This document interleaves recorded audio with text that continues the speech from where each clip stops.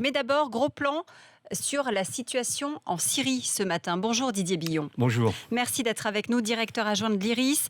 Si j'ai voulu que vous soyez là avec nous ce matin, c'est pour nous aider finalement à mieux comprendre ce qui se passe en Syrie, notamment sur cette fameuse bataille d'Alep qui a commencé. C'est la deuxième ville la plus grande en Syrie, la plus importante du pays. En quoi cette bataille-là est capitale ?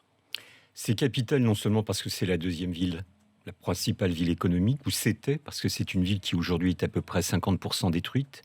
C'est une ville qui est en état de siège depuis 4 ans, donc il y a une forte charge symbolique et politique sur ceux ou ces groupes qui vont conquérir peut-être la ville d'Alep. Donc en fait, nous avons une concentration des contradictions, une concentration des tensions sur cette ville, même si dans le reste de la Syrie, bien évidemment, les combats continuent à faire rage et qu'il ne faut pas non plus les oublier. Mais nous avons là une concentration de drames humains, de drames politiques et d'incapacité de la dite communauté internationale à enfin trouver une solution. Alors c'est peut-être une lecture un peu simpliste des choses, mais je vais vous poser la question comme ça. Est-ce qu'on sait dire aujourd'hui finalement qui sont les gentils, qui sont les méchants dans ceux qui s'affrontent, ou est-ce que ça dépend tout simplement de quel point de vue on se place ? Non, il n'y a pas de gentils, il n'y a pas de méchants. Ce serait évidemment beaucoup trop binaire, beaucoup trop simpliste. Alors ce qui est très intéressant et ce qui s'est passé il y a quelques jours, c'est qu'une partie des rebelles dits modérés qui sont soutenus par les Occidentaux et qui tiennent des quartiers d'Alep ont fait appel à des groupes djihadistes pour tenter de briser le blocus que l'armée syrienne, loyale à Bachar el-Assad, faisait peser sur cette ville. Et effectivement, grâce à l'apport des djihadistes, une partie du blocus a été rompue et a donné une sorte de bouffée d'oxygène aux habitants, aux citoyennes qui restent dans la ville d'Alep. Oui, il y a certains quotidiens, notamment au Liban, qui estiment que le grand gagnant, c'est notamment ce fameux groupe djihadiste Fateh al-Sham. Est-ce que c'est la réalité ? Oui, bien sûr. Oui. Fateh al-Sham, en plus, il faut quand même savoir que c'est un groupe qui vient de changer de nom il y a quelques semaines, qui avant s'appelait le Front al-Nosra, c'est-à-dire un groupe qui a fait allégeance à Al-Qaïda. Alors Al-Qaïda, d'ailleurs, a donné sa bénédiction au changement de nom et à la soi-disant prise de distance avec Al-Qaïda. Donc je crois qu'il ne faut pas être naïf. Au-delà du changement de nom, nous avons affaire à des djihadistes. Nous les connaissons d'ailleurs fort bien, puisque Qui veulent établir un émirat. Absolument. Ils ne sont pas tout à fait dans la même logique que l'État islamique. Non, parce qu'il y a un jeu concurrentiel entre les différents groupes djihadistes, notamment Fatah al-Sham et l'État islamique. Il y a de la concurrence pour la possession de territoires, de villes et de richesses, ne l'oublions jamais. Mais en réalité, nous connaissons bien le Front al-Nosra, Fatah al-Sham selon sa nouvelle dénomination, puisqu'ils tiennent notamment la ville d'Idlib, qui est une ville un peu plus petite qu'Alep, à une 60aine de kilomètres, où ils ont commencé à mettre en place une sorte de charia et d'État islamique.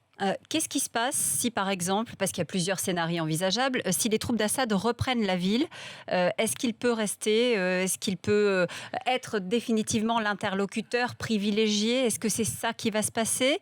Ou si les rebelles prennent la ville, comment on va gérer Alors, il y a deux aspects. Parce que pour l'instant, elle est coupée en deux. Bien sûr, c'est tout à fait cela.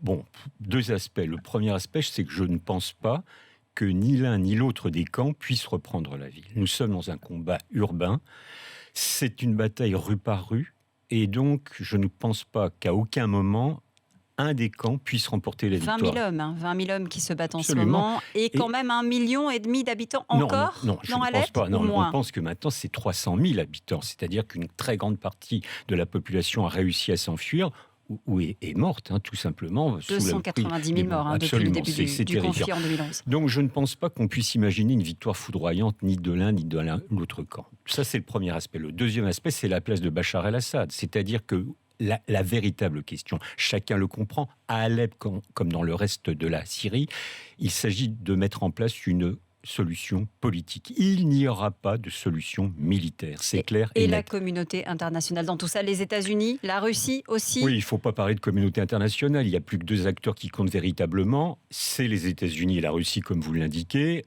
Il y a des tractations actuellement. Il y a l'espoir d'une reprise de négociations.